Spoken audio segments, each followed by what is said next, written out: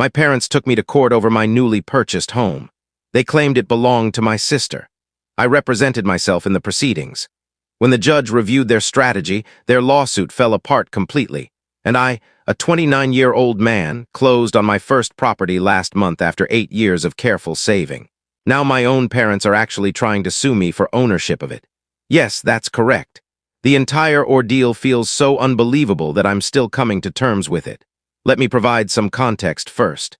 I'm the older of 2 siblings, began employment at 16 with jobs at supermarkets and delivering pizzas.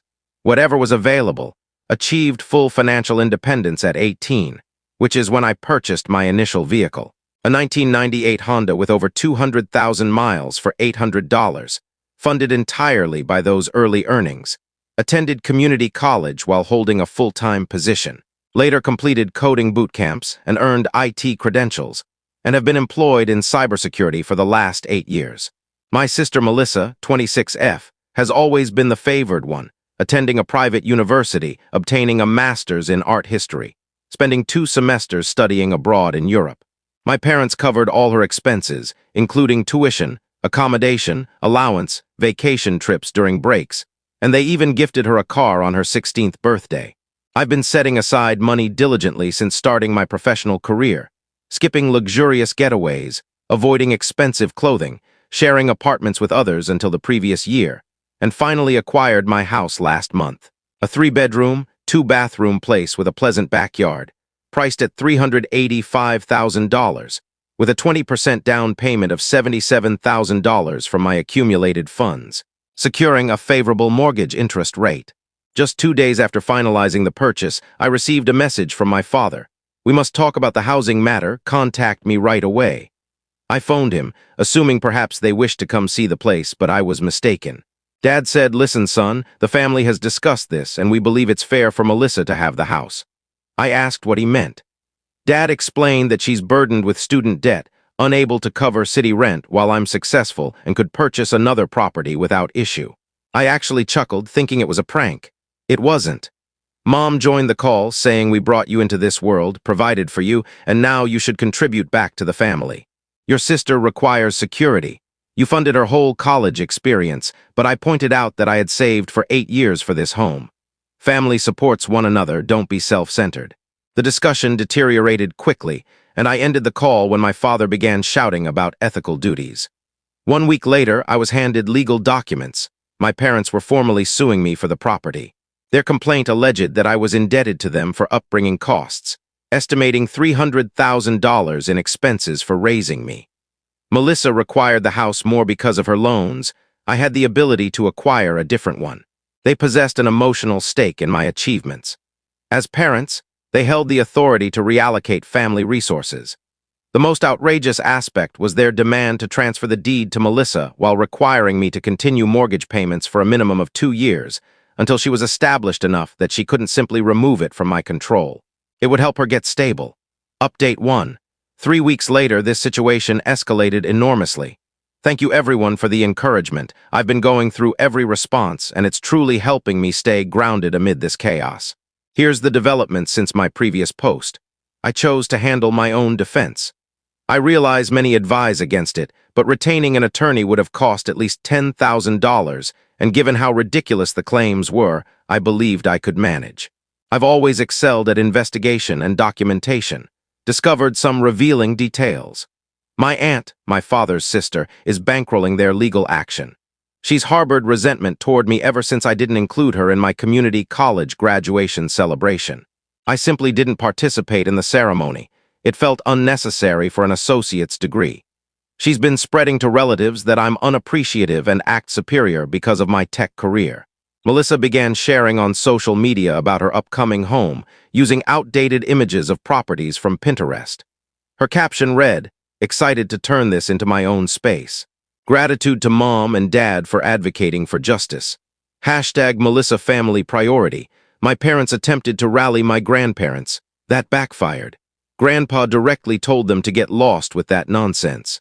Grandma was more polite but still called their actions absurd. The initial court date was set for 2 months later. The system is overloaded.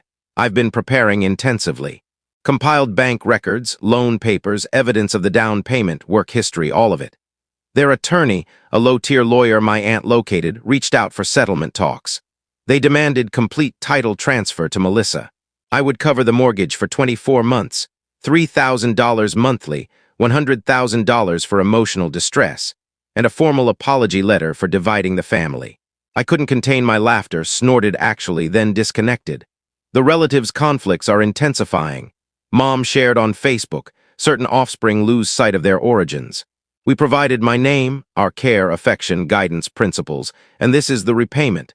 His sister Melissa carries student debt and lacks reliable housing. A devoted son would assist his kin.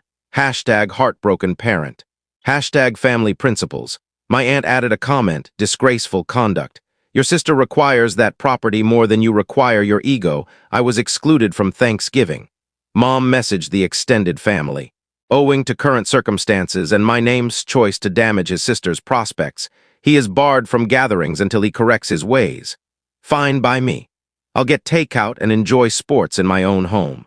Update 2, the court date 2 months following the first update. Just returned from the proceedings. You won't believe the spectacle. I arrived ahead of time in business attire with a binder of all paperwork. My parents showed up accompanied by Melissa, my aunt, and unbelievably, everyone in coordinated shirts reading family priority in bold text. The theatrics began right away in the room. Melissa attempted to approach for an embrace, declaring loudly, "I pardon you for forcing our hand." I moved aside, causing her to falter. Aunt muttered ungrateful repeatedly. The judge convened and requested opening remarks. Their counsel appeared mortified from the start. Your Honor, my clients devoted their existence, affection, and considerable finances to nurturing the defendant. His sibling endures heavy student debt and unstable living conditions. The defendant possesses the resources to secure alternative housing promptly. This matter concerns core family ethics and aiding the vulnerable. May I proceed, Your Honor? I acquired this property using funds I saved over 8 years. I'm the only name on the loan. The judge appeared interested, instructed their side to outline the arguments. They submitted albums of childhood family trips. Melissa's debt summaries, $180,000 for art history studies. A detailed list of claimed child-rearing costs, including a $12.99 fast food kids meal from 2003. Messages where I expressed affection as evidence of emotional commitment. Prints of my professional profile indicating cybersecurity role. Publicly available. Melissa's outline for converting the property into a creative sanctuary. For my presentation, I displayed financial records confirming savings origin, loan agreements solely in my name, documentation of self-funded community college, evidence of independence since age 18, correspondence requesting textbook assistance in college met with responses prioritizing Melissa's schooling. Then the pivotal exchange. Judge addressing Melissa, what is your present occupation? Melissa, I'm in a phase of transition emphasizing my creative development.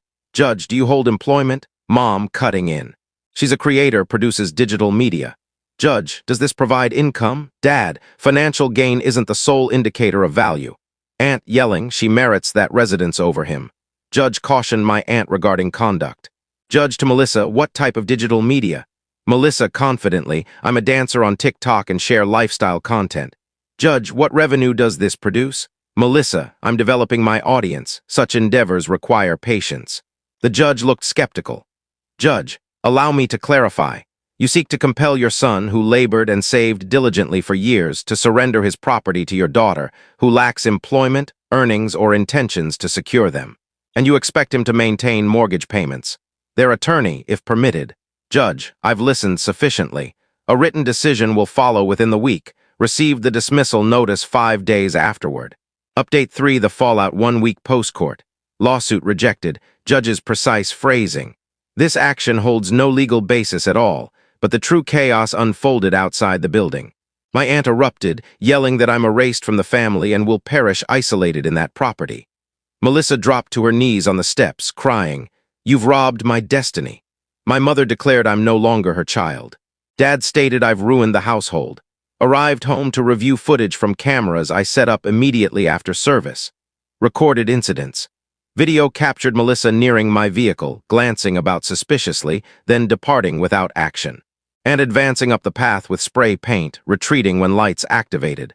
Submitted police notification right away with the evidence. That night, social media exploded. Melissa launched a crowdfunding page.